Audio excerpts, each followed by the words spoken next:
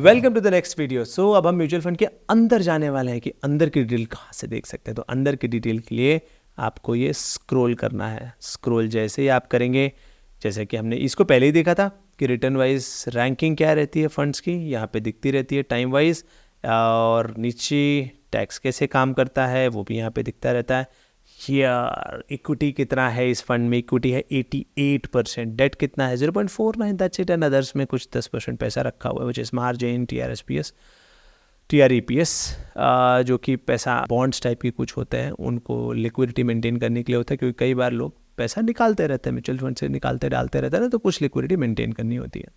The next is कितने number of stocks हैं इस म्यूचुअल फंड में, वो भी हमें दिखता है। कौन कौन से स्टॉक लिए गए हैं, टॉप 10 स्टॉक कौन कौन से हैं, कितने % होल्डिंग है, सारा डेटा आप देख सकते हो। और अगर आपको और अंदर जाके देखना है तो यहाँ पे डिटेल्ड पोर्टफोलियो एनालिसिस पे क्लिक करना है। जैसे आप डिटेल पोर्टफोलियो एनालिसिस पे क्लिक करोगे, टॉप 5 स्टॉक्स कितना होल्ड कर रहे हैं ये आपको दिख जाएगा। उसके बाद आपको ये भी दिख जाएगा कि टॉप 10 स्टॉक्स कितना होल्ड कर रहे हैं। एंड अगर और भी पूरा देखना है कि नहीं सर मुझे टॉप 10 नहीं, मुझे पूरा ही देखना है, तो ये रहा व्यू कंप्लीट होल्डिंग। इस पर क्लिक करेंगे एंड ये पूरा ओपन हो गया। अब यहाँ पे देखो सारे स्टॉक सामने आ गए कि इन्होंने कौन कौन से स्टॉक लिया। अच्छा मज़ेदार बात है, सिर्फ स्टॉक के नाम नहीं, कितना % उनका होल्डिंग है, एंड लास्ट 1 मंथ में इन्होंने क्या चेंज किया, उसको ऐड किया है या नहीं ऐड किया। तो लास्ट 1 मंथ में ICICI बैंक को इस फंड ने अपने फंड में ऐड किया है, इस फंड हाउस ने।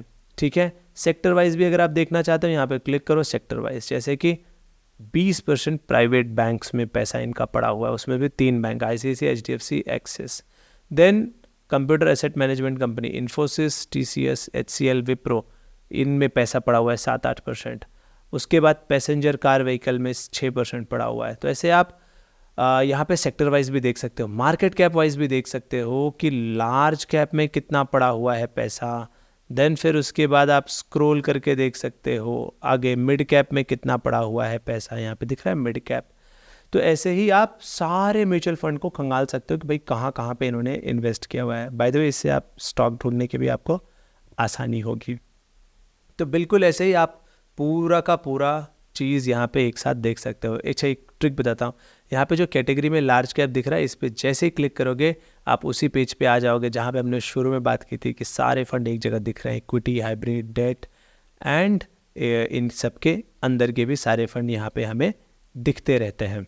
सो इस तरीके से आप इन फंड्स को एक्सप्लोर कर सकते हो। तो कैटेगरी एवरेज अच्छा होना चाहिए, बेंचमार्क अच्छा होना चाहिए, एक्सपेंस रेशियो जितना कम रहे उस कैटेगरी का उतना अच्छा बात है। एंड ये सारा देखने के बाद आपको डिसाइड करना है कि मेरा फंड कैसा परफॉर्म कर रहा है। लेट्स से आपका फंड लगातार बेंचमार्क एंड कैटेगरी के नीचे बना हुआ है, then I would say exit, उस फंड से एग्जिट करना चाहिए, है ना। अच्छा एक और बहुत इंपॉर्टेंट पैरामीटर है, ये इतना देखने के बाद फिर भी 4-5 फंड अच्छे लग सकते हैं कि सर जैसे अभी स्मॉल कैप फंड में चलते हैं ना, स्मॉल कैप की दुनिया में, क्योंकि अभी आजकल वो रिटर्न बना करके दे रहा है तो सबको अच्छा लगता है। तो देखो जैसे निपॉन है, SBI है, HSBC, क्वांट है ना, ये 4 अच्छे फंड यहाँ पे दिख रहे हैं कि भाई इन्होंने तो बहुत रिटर्न बना दिया। Nippon, SBI, HSBC, quant, and ये 23, 21 इतना % का रिटर्न बनाया इन्होंने। तो इनमें से कौन सबसे अच्छा है, तो इसको जानने के लिए हमें एक मैथमेटिक्स देखना पड़ेगा। मैथमेटिक्स कैसे देखना पड़ेगा ये एक बार समझते हैं। Let's take an example. मान लो एक फंड है फंड A और आपने उसमें इन्वेस्ट किया 100 रुपीज़, और नेक्स्ट 5 ईयर में वो फंड पहुंच गया 1000 रुपीज़।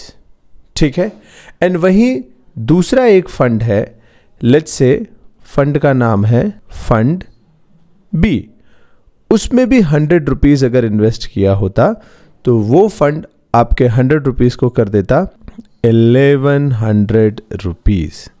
ठीक है, अब मेरा आपसे क्वेश्चन है, आप ये डेटा देख करके कहाँ इन्वेस्ट करेंगे, फंड B में या फंड A में? माइंड में आ रहा होगा फंड B कि यस फंड B में ज़्यादा पैसा मिल रहा है, 100 का हो गया 1100 और यहाँ पे 100 का हो गया 1000, तो मैं तो फंड B में इन्वेस्ट करूंगा। Now let me draw the path. Let's say fund A का जो मूवमेंट रहा वो कुछ ऐसा रहा। सो फंड A ने जब मूव करना चालू किया मार्केट के हिसाब से, लेट्स से ये 100 हो गया 400 एंड फिर ये नीचे आकर के हुआ 300, जैसे कि मार्केट मूव करता है।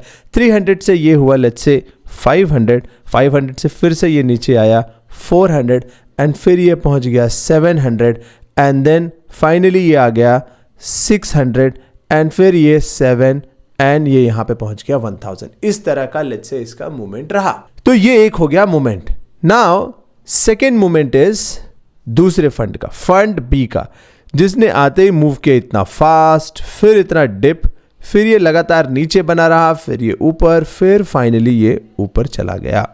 यानी कि इस फंड का मूवमेंट हुआ, ये 1000 से पहुंचा 400, फिर सीधा आ गया 50 पे, फिर चला गया 200 पे, फिर आ गया 60 पे, फिर ये ऊपर चला गया। For example let's say again इस बार थोड़ा लोअर ही रहा, 200 ही रहा, फिर से आ गया 70 पे, फिर इस बार ये 300 चला गया एंड फाइनली ये पहुंचा 600 पे एंड सबसे लास्ट में ये पहुंच गया 1000 पे। यानी इस पूरे 5 साल के पीरियड में ये दूसरा फंड ज़्यादातर टाइम नीचे रहा एंड लास्ट में इसने रिकवरी कर दी।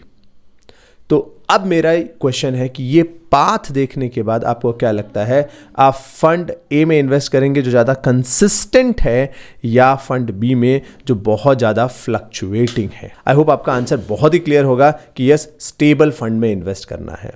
बट अब ये मालूम कैसे करें कौन सा फंड ज़्यादा स्टेबल है, कौन सा फंड कम स्टेबल है? तो इसको देखने के लिए हमें देखना होगा रोलिंग रिटर्न, जहाँ पे हम पूरा डिटेल में देखेंगे कि कैसे हम लॉन्ग टर्म चार्ट को डिकोड कर सकते हैं और देख सकते हैं कौन सा फंड कितना हाईली स्टेबल रहा।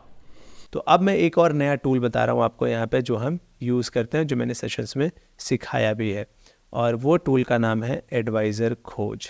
यहाँ पे आपको जाना है, म्यूचुअल फंड रिसर्च पे क्लिक करना है एंड क्लिक करने के बाद आपको रोलिंग रिटर्न पे क्लिक करना है। अब इसमें हमने तभी स्मॉल कैप फंड्स देखे थे। कितने स्मॉल कैप फंड देखे थे तो ज़रा देखते हैं टॉप परफॉर्मिंग फंड कौन कौन से हैं।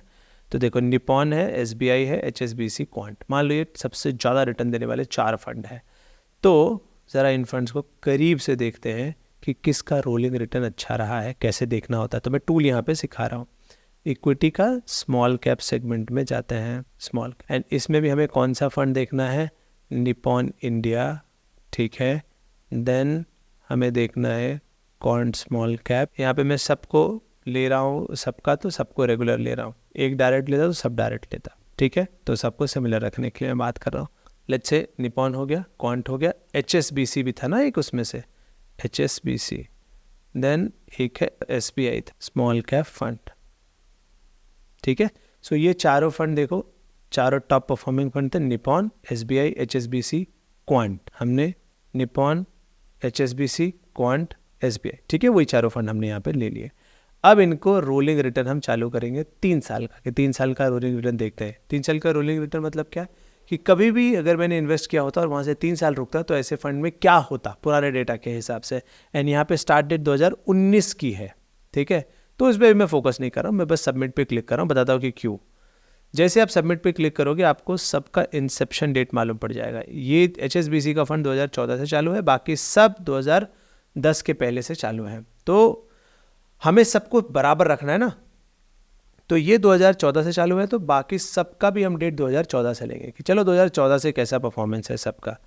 तो 2014 के दिसंबर से ले लेते हैं, 1 दिसंबर। तब तक तो सारे फंड आ ही गए थे, ये वाला फंड भी 12/5 को ही आ गया था, ठीक है। और वहाँ से 3 साल का रोलिंग रिटर्न लेते हैं कि 2014 में अगर मैंने इन्वेस्ट किया होता 3 साल रुकता तो क्या होता, 2015 में इन्वेस्ट किया होता 3 साल रुकता तो क्या होता, यानी 2014 से 2017 तक क्या होता, या 2015 से 2018 तक क्या होता, या 2016 से 2019 तक क्या होता। मैं कभी भी इन्वेस्ट कर सकता था ना, तो क्या होता ज़रा इन फंड्स में ज़रा देखते हैं। तो ये इनका चार्ट रहा है। अब देखो नेगेटिव रिटर्न्स, देखो कि किस फंड ने सबसे ज़्यादा नेगेटिव बनाया है। एचएसबीसी ने 13% टाइम नेगेटिव रहा है, यानी 3 साल रुकने के बाद भी 13% टाइम ये नेगेटिव रहा है। क्वांट स्मॉल कैप 17% टाइम ये नेगेटिव रहा है। SBI small cap 1.41% time negative रहा है। एंड निपॉन लगभग 7% टाइम नेगेटिव रहा है। अच्छा, 5 साल का होराइजन देखते हैं कि अगर चलो मैं 5 साल रुक जाता तो क्या होता। बाय द वे ये देख करके आपको एचएसबीसी और क्वांट उतने पसंद नहीं आ रहे होंगे, ठीक है। तो मैं यहाँ पे HSBC को अभी के लिए हटा दे रहा हूँ, ठीक, क्योंकि बहुत रिसेंट फंड है तो इसको हटा देता हूँ। इसको हटाते ही हमारा सबसे पुराना फंड 2010 का हो जाएगा, तो हम यहाँ पे डेट 2010 भी डाल सकते हैं, है ना। सो लेट्स से 1 दिसंबर 2010 से, एंड 5 साल वहाँ से रुकता है तो क्या होता है ज़रा देखते हैं। 3 ही फंड बचे। HSBC को मैंने आउट कर दिया क्योंकि 13% टाइम वो नेगेटिव था। क्वांट भी 17% टाइम नेगेटिव था, बट क्वांट पुराना फंड है तो उसको एक बार ज़रा करके देखते हैं। 5 साल में सिर्फ निपॉन 0% टाइम नेगेटिव रहा, 0%, मतलब नेगेटिव नहीं था ये। 5 साल अगर रुक गए आप, 2010 से अगर इसमें कोई इन्वेस्ट कर रहा है चाहे और वहाँ से 5 साल रुक गया, 2010 से इन्वेस्ट करके 5 साल रुक गया तो पॉजिटिव बन के निकलेगा। 2011 में इन्वेस्ट करके 5 साल रुक गया तो पॉजिटिव बन के निकलेगा। 2012 में इन्वेस्ट करके 5 साल रुक गया तो पॉजिटिव निकलेगा। बेसिकली ये फंड में हमेशा पॉजिटिव निकलेगा। क्वांट अभी भी ऐसा है, 7% चांस है कि नेगेटिव हो सकता है, क्योंकि पहले ऐसा हुआ है। 5 साल रुकने के बाद भी ये फंड ने नेगेटिव रखा है। ग्रेटर देन 20% का चांस देखते हैं। ग्रेटर देन 20% कितने परसेंट टाइम बनाया है? निपॉन ने 63% टाइम ऐसे परसेंटेज लोगों को 20% के ऊपर रिटर्न दिया है, एंड SBI 65%। यानी SBI ऐसा फंड है जो इधर भी नेगेटिव है, 3 साल में भी सबसे कम टाइम उसका नेगेटिव था, एंड 0 to 8% 1.65%, दैट्स इट। यानी कुछ ऐसे भी केसेस होंगे जहाँ पे इसने 0 to 8% का रिटर्न दिया होगा। 8 to 2 कुछ भी नहीं है, ज़्यादातर इसके रिटर्न 12 के ऊपर ही रहे। देखो 65 plus this which is 17 which is 82 plus 10 यानी 92% टाइम इसने 12% के ऊपर रिटर्न मेंटेन किया हुआ है।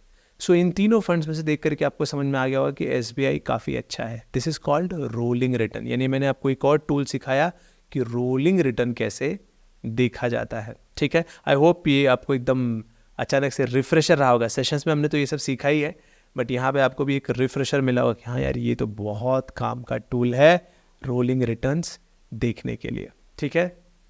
अब एक और माइंड में क्वेश्चन आता है कि दो, अगर लेट्स से सर मैंने 2 आइडेंटिफाई किए, मैं जो आगे सामने सामने रख के कोई कंपेयर करने का टूल है, तो मैंने काफ़ी कुछ कंपेयर किया। इतना कंपैरिजन का बढ़िया कोई टूल अवेलेबल नहीं, बट फिर भी एक टूल है जो कि हम नेक्स्ट वीडियो में देखने वाले हैं, ठीक है। So we will meet in next video.